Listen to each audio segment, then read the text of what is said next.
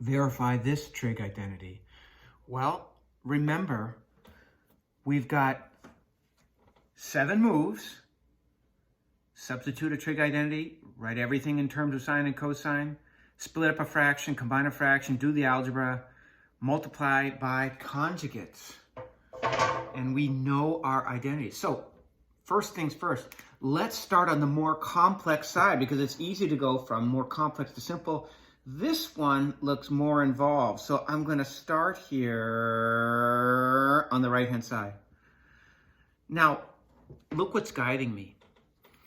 This is 2 different fractions, and I combined them into one fraction, and in fact, I got rid of the fraction. In other words, this is 2 big terms here. So what I'm thinking is we're probably going to have to combine terms. So this is equal to, so I'm saying this side is equal to 1 over 1 minus sine x plus 1 over 1 plus sine x.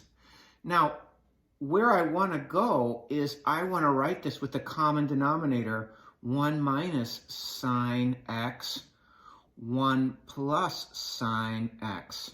So to show how I get that common denominator, I am going to introduce a fraction equal to 1. So to go from here to here, I must multiply this by 1 plus sine x. So I'm asking myself, 1 minus sine x becomes 1 minus sine x times 1 plus sine x by multiplying by what's missing. But I can't multiply by a fraction if the fraction is not equal to 1. In other words, let me say that better. I can only introduce a fraction equal to 1. So I do that, and I'm showing the world this is how this becomes this. So 1 plus sine x times 1 is 1 plus sine x. And here, I want to go from 1 plus sine x into 1 plus sine x times 1 minus sine x. So clearly, what I have to introduce is 1 minus sine x and 1 minus sine x. Now, this bothers me a little bit because it looks like I'm just going to distribute the sine x to the 2 terms of that binomial. So I never go without shoring this up. It's just good math. So when I do that, I say, I introduce another fraction, but it's equal to 1. So I haven't changed anything. When we multiply by 1, we're not changing anything. So be careful here. When this is a negative, it's a real bear. This is plus 1 times the binomial. So plus 1 times 1 is plus 1, and plus 1 times negative sine x is negative sine x. This can be problematic if this is a minus, because then you have to sort of glue that minus sign up with the negative, glue the minus sign up with the 1 and then distribute negative 1. All right, so we've made an equivalent statement there, and see if we can do anything. Let's see. If sine x have been good little sine x's, they go off to number heaven, and we're left with 1 plus 1 is 2 over. Now let's see. Again, my technique is to do some algebra. These are conjugates. So what I know about the conjugate is that the oi of FOIL is going to cancel out. First outer inner last will give me 1 minus sine squared x. Notice the angle they gave me was x, so I don't change the angle. That wouldn't make sense. But now you might not have to do this. I certainly don't.